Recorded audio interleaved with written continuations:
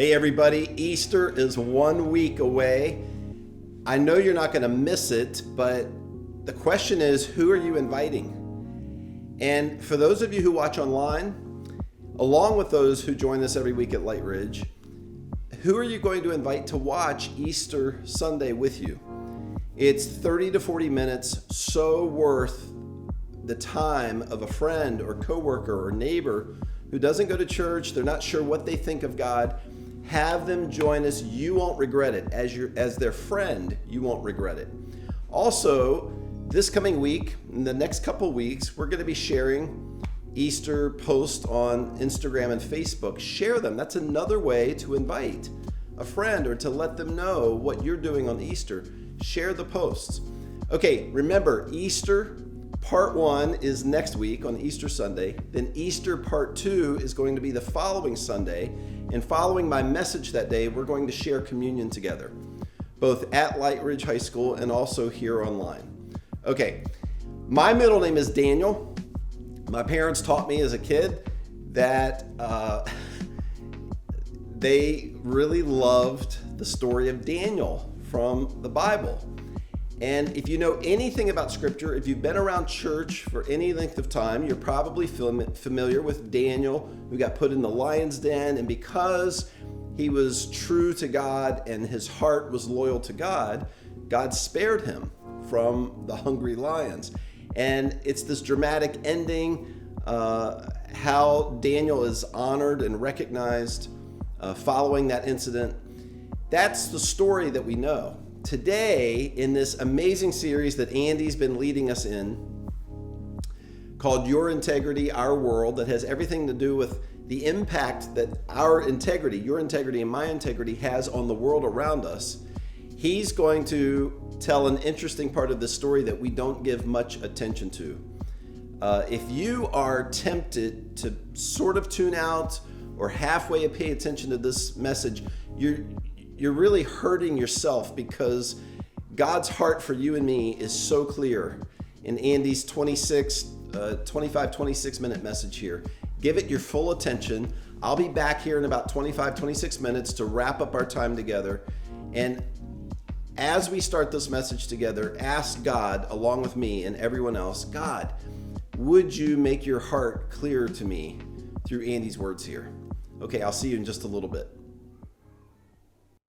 So, you know this, but once upon a time, if you wanted to dig up dirt on somebody, it was a little bit challenging. If you wanted to like expose their secrets or their indiscretions or know what they were up to before they came to work for you, or before they wanted you to vote for them, you know, their unethical deals, whatever it was. It used to be kind of challenging, but now it's not challenging at all. We can all do this from the comfort of home, right? So you know this, if you ever think about running for office, you better look back, because it's going to come up, right? It's better to look back so you're not surprised. It doesn't take much these days, and again, we all know this, to be canceled. This is kind of the thing, right? You know, the cancel culture. And of course, this means that a little bit of bad can erase a whole lot of good, which is not fair, but it's real. It's just the way things are. But the thing is, there's a little bit of hypocrisy built into this for all of us, because we are not all equal opportunity cancelers, right?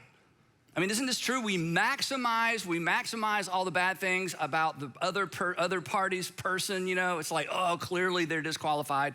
But then it was like, we minimize, it's not that big a deal, right? It was a long time ago, everybody does it. We minimize it, right, when it's our candidate, right? But here's the real hypocrisy. When it comes to our dirt and the skeletons in our closet, we actually justify it.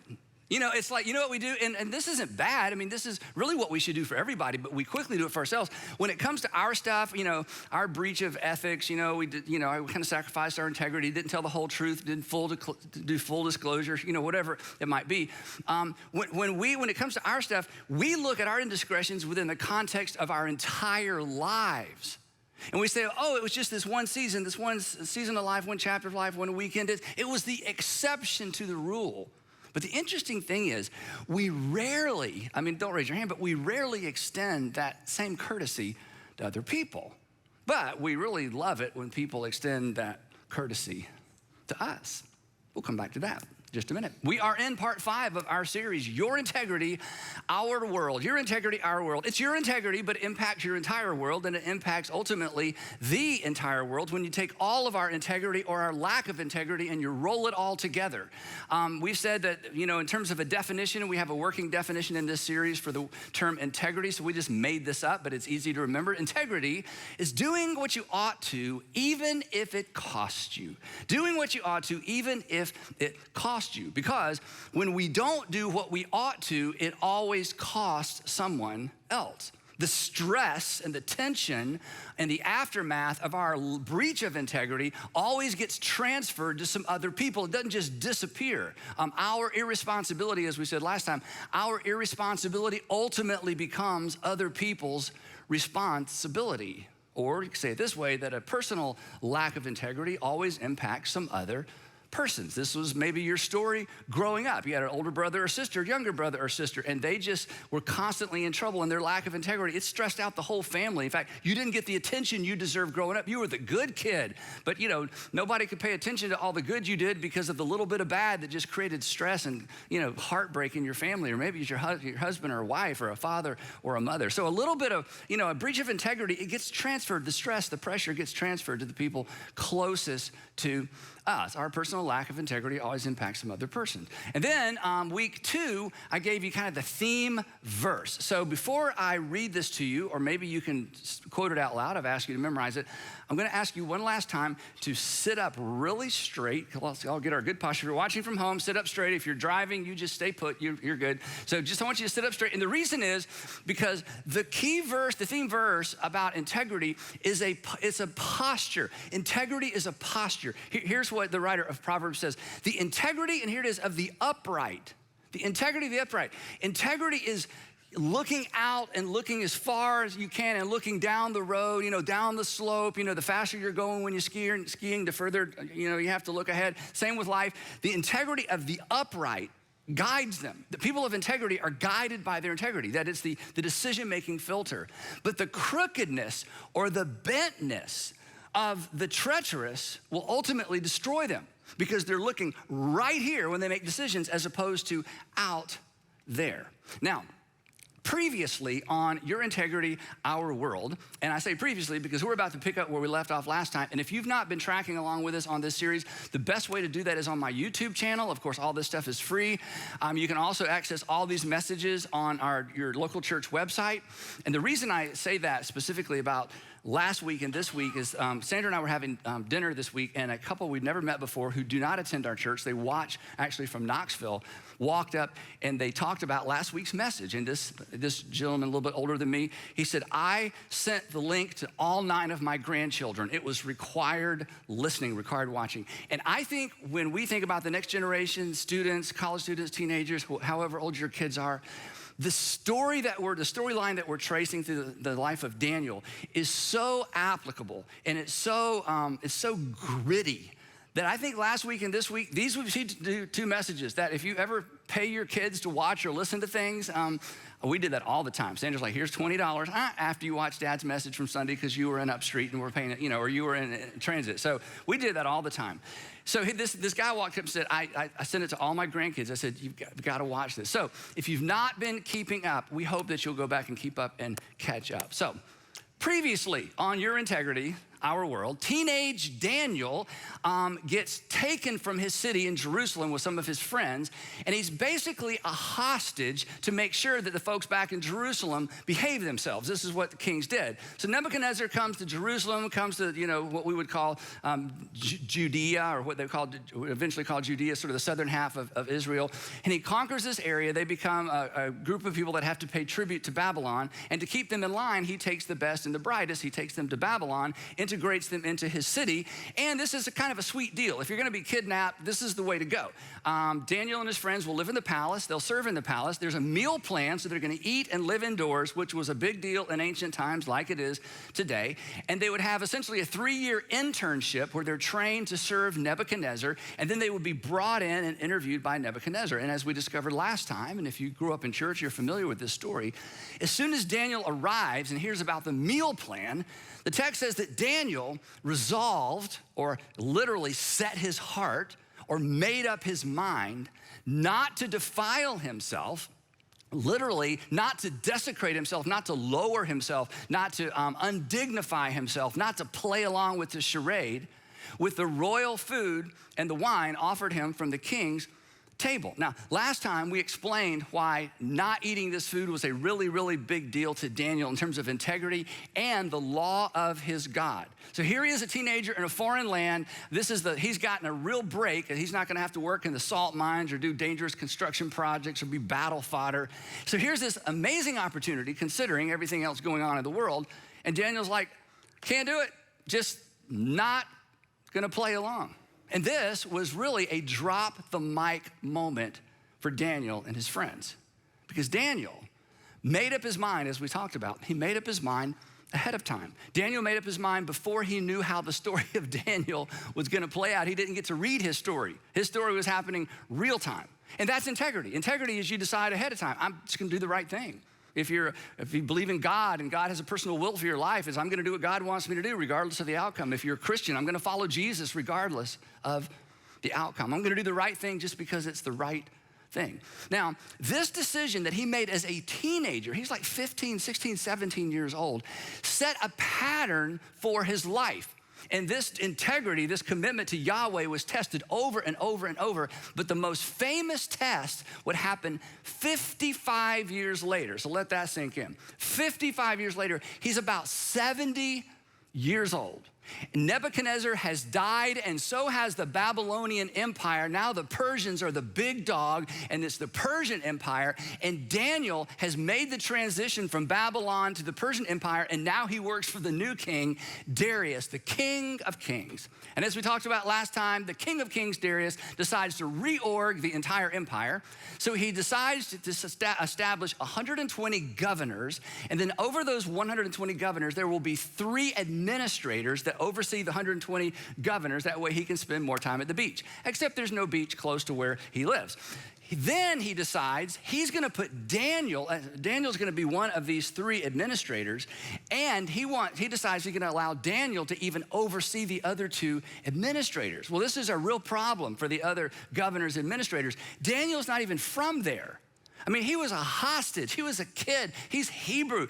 This is so odd. And that's where the story begins to pick up a little steam. Daniel, the text says, so distinguished himself among the administrators and the governors by his exceptional qualities that the king, Darius, planned to set him over the whole kingdom. This does not sit well with them. When they find out about this, the administrators and the governors tried to find grounds for charges against Daniel and his conduct of government affairs. As we said last time, he's been in government 55 years. I mean, surely there's some dirt, right? Surely there's some skeletons in his closet. I mean, 55 years, there's some things we could bring to King Darius's attention to say, I don't know about this guy. Not only is he like one of the oldest people we've ever seen in our lives, okay, but look at this, he's got some baggage. But they were unable to do so. Couldn't find anything. They could find this is amazing, they could find no corruption in him because he was trustworthy and neither corrupt nor negligent. And the reason he was that way at 70 is because he made up his mind when he was 17. Finally, these men, they've looked and looked and looked, and these are the guys that have access to all the records, okay? And they can't find anything. So finally, these men said, we're never gonna find a basis. We're never gonna find a basis for charges against this man, Daniel, unless it has something to do with the law of his God. So they laid a trap. Here's what they did. They all went to see King Darius, everybody except Daniel. And this is what they said. They said, oh, King Darius, live forever. We have all agreed that the king should issue an edict and enforce the decree that anyone who prays to any god or human being during the next 30 days, this is just for 30 days, except to you, your majesty, shall be thrown into the lion's den. So they appeal to his ego. They basically say, oh, King Darius, live forever. We want to sponsor 30 Days of Darius. It's going to be fabulous. There's going to be floats and music and bobbleheads and t-shirts. We might throw in a few public executions. This is going to be 30 Days of Darius. We're going to reaffirm your authority, and everybody has to hit pause on all their religions because the city was a very international city. So everybody has to hit pause on their household gods, the gods of their original and their ancestors, the gods that they brought with them into the city as you've conquered nation after nation, tribe after tribe. So for 30 days, just 30 days, everybody is going to pray to and worship one person, and it's going to be you, because they knew there was no way Daniel was going to pray to Darius. They knew him too well. Daniel was so predictable. And then they said, and there's just one other small thing. Your Majesty, because this is such a big deal, we want you to issue the decree and put it in writing so that it cannot be altered or changed in accordance with the law of the Medes and the Persians, which cannot be repealed. We want this edict to have special status because you are a special guy, isn't he, guys? You are so special. We want this to have special status. We want you to make it irreversible and absolutely enforceable. So, King Darius, he's so flattered. So King Darius put the decree in writing. Now, when Daniel learned that the decree had been published, now everybody knows, it's kind of going out everywhere.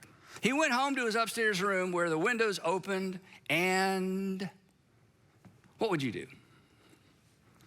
What would I do? What would you do then? What would I do? I mean, it's one thing to do what you ought to do when you think it might cost you. What do you do when you're certain doing the right thing will cost you? It's like it's written right here. There is no mystery. This is what's going to happen to me if I do what I know I ought to do. What do you do? I'm going to give you the answer, but I just want you to think for a minute. What do you do? What do you do when you're certain that doing the right thing is going to cost you? Here's the answer to the question. It depends on what is most important to you. It depends on what is most important to me. In these moments, and there may never be one in your life, I don't know. For many of us, there are multiple moments like this. I think we all have them. They start so early, we're not even aware of what's going on. In these moments, we discover what and who we are most committed to. We discover whether or not our integrity and our faith is disposable. It was working for me, so I hung on to it. Suddenly, maintaining my faith, maintaining my integrity, it's threatening me. And you know what? It's not that big a deal. And suddenly, our integrity, in some cases, our faith is disposable. It's just a means to an end. And when it's no longer working, when it's no longer taking me to that end, that's the end. Blessed is the man, blessed is the woman, blessed is the teenager, the college student whose integrity has been tested. And you pass that test because you have learned something about yourself you can't learn any other way, and you have peace with yourself, and you have peace with God. Now, when Daniel learned that the decree had been published, he went home to his upstairs room where the windows opened toward Jerusalem. Now, before I tell you what happens next, when Daniel decided not to eat the meat and the wine from the king's table, you remember what he did? He didn't keep it a secret. He didn't feed it to the dogs under the table and then he just found something else to eat because he didn't want to violate his conscience. No, he's a person of integrity. He went to the steward and said, hey, thank you, but I just want you to know, I want to be up front. I'm not eating that stuff. I'm not going to do that to my body, and I'm not going to violate my conscience as it relates to my God. So I just want to keep this out in the open. I mean, that's what he does. He just doesn't keep secrets. He's just out there. So he does the same thing again. So he goes to the window that opens toward Jerusalem, and 3 times a day, not one time, not stand there looking like he's doing something else, muttering a prayer. 3 times a day, he gets on his knees and he prays, giving thanks to his God, just as he had done before. And here's why. Because he's thinking, why change now? Why change now? Who's in charge? Who determines outcomes And he thinks back. When I was a teenager, Nebuchadnezzar thought he determined outcomes. Nebuchadnezzar is dead, along with his empire. Darius, my new boss, thinks he determines outcomes. We will see. Here's a question for you, a question for me. Who do you think determines outcomes? Who do you think determines outcomes? Your boss? Your father or mother-in-law? Luck? Your older brother, because he's got, all the stuff, and, there's been a conflict with the family, and you're afraid if you do the right thing and don't be honest, who determines outcomes? Who do you think determines outcomes? Daniel's like, well, Yahweh determines outcomes, not the emperor, not the king. Why would I do anything different than I've always done? See, this is when we discover what and who is most important to us. This is when we discover if we really have faith in God or we're just trying to play, if it's just a good luck charm, if it's just a, hey, if you do the right thing, I think things will always work out. And if it doesn't look like they're gonna work out, well, then I'll just do the wrong thing. Because at the end of the day, my integrity, my faith is disposable. So the guys that came up with the 30 Days of Darius idea, they had spies. So they're looking, they're just waiting until they can catch Daniel praying, and they do. So they went before the king and they said, "Oh king, may you live forever. Didn't you publish," it seems to us, "didn't you publish a decree that during the next 30 days, anyone who prays to any god or human being except to you, your majesty, would be thrown into the lion's den?" Of course, Darius is like, "Yes, of course I remember this. What's your point?" Well, we dropped by Daniel's house to bring him his 30 Days of Darius swag bag. We all just went by to take him the bag to make sure he knew what was going on. You remember Daniel, right? Daniel is, you remember Daniel. He's one of the exiles. He's not even from here. He's from Judah. You remember Judah? They pay you tribute, And this is hard for us to say to you, "Oh, King, live forever, Darius." But he doesn't pay any attention to you, your majesty. And he doesn't pay any attention to the decree that you put in writing. This breaks our heart to tell you this, but he still prays 3 times a day and not to you. And we're so disappointed, aren't we, guys? Yeah, we're just collectively, we're just so disappointed. But we just thought you should know. Well, Darius is so distressed. I don't know if he loves Daniel, but he really likes Daniel. He had so much respect for him. He has such incredible integrity. He has a reputation of integrity. Emperors, kings, they never know who they can trust. And he finally has this one guy he can trust. And now he has essentially signed his death warrant because Daniel is just being Daniel. Daniel isn't doing anything new or extraordinary. He's just being the Daniel that King Darius had heard that he would be and has known him to be. So he calls his attorneys and gets his lawyers and gets all the smart folks in the room and says, "Okay, there's got to be a way out of this. Is there any way to get around something written and declared according to the laws of the Medes and the Persians?" But as it turns out, even King of Kings Darius was stuck. So the king gave the order, and they brought Daniel and they threw him into the lion's den. Actually, they lowered him through a floor to another floor. And before they lowered him to that rat-infested floor covered with human gore, the king leans in and he says this. The king said to Daniel, "May your God, whom you serve continually," which, by the way, is why you're in trouble.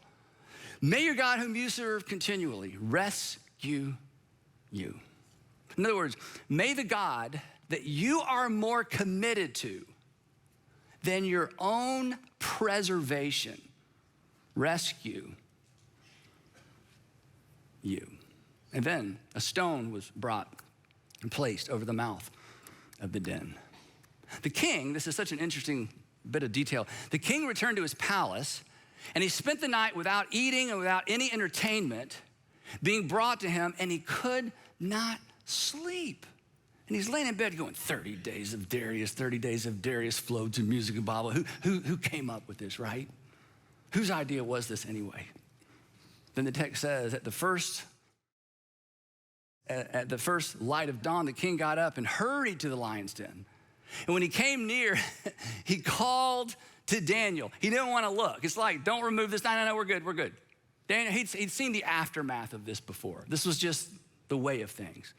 And he calls loud enough that he hopes Daniel can hear him if Daniel is there to hear him. Has your God whom you serve continually been able to rescue you from the lions? Now, when we were kids, if you grew up in church and they told you this story, or like me, I grew up hearing this story and, there's pictures, well, they went right to the next part of the story. That's a mistake. If you rush to the end of this story, you miss the point of this story. If you rush to the end of the story, and many of us in our minds can rush to the end, but let's hit pause. If you rush to the end of the story, you actually miss the point of the story. Because the point is not what happens next. The point is what has already happened. The point isn't what happens next. The point is what already happened, because the point is Daniel's primary concern was not the outcome of his decision.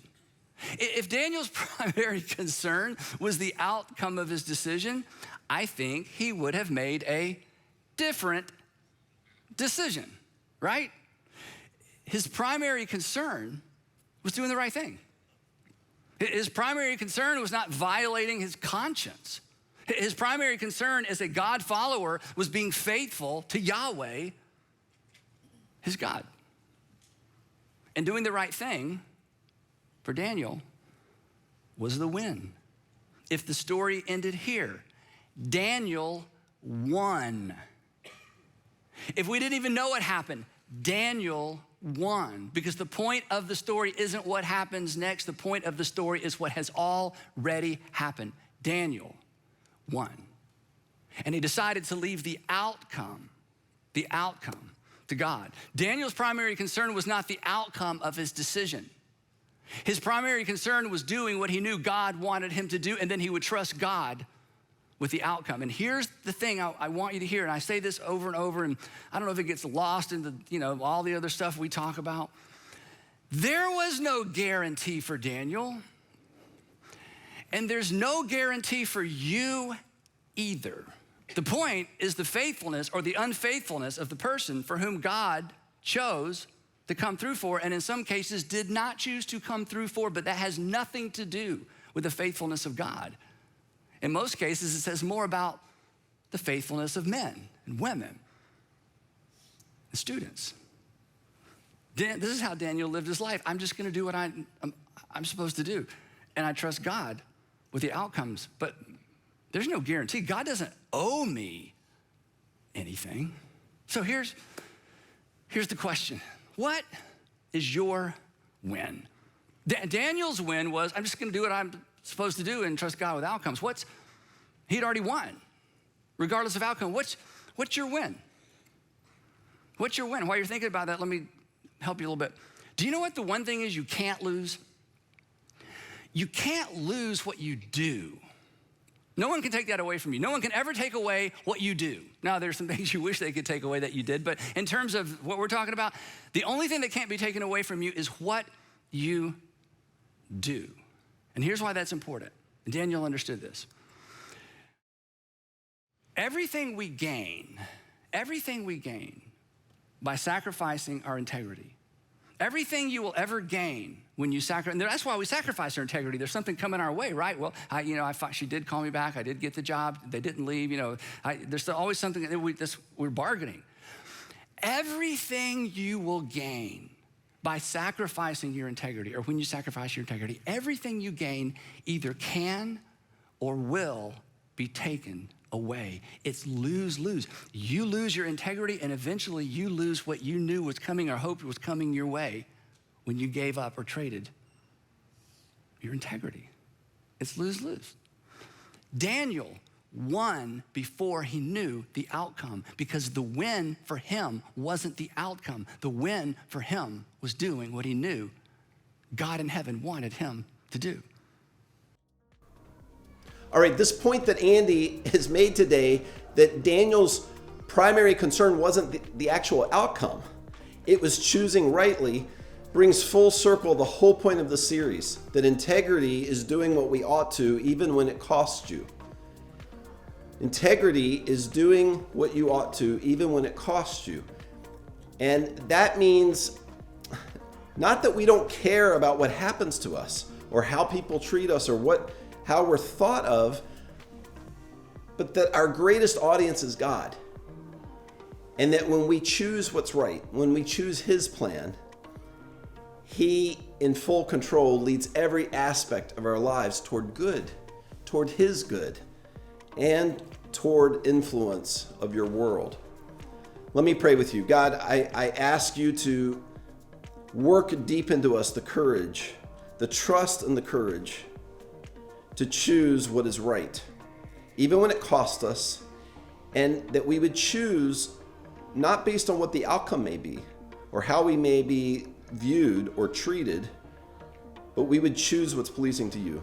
Help us to see that leads to the influence, true influence of substance that you've called each and every one of us to live out. I love you guys so much. Next week, 1 week is Easter. I can't wait to see so many of you at Lightridge High School. And those of you who live outside the area in different parts of the country, actually, I really can't wait to celebrate Easter with you online. Have a great week, everybody.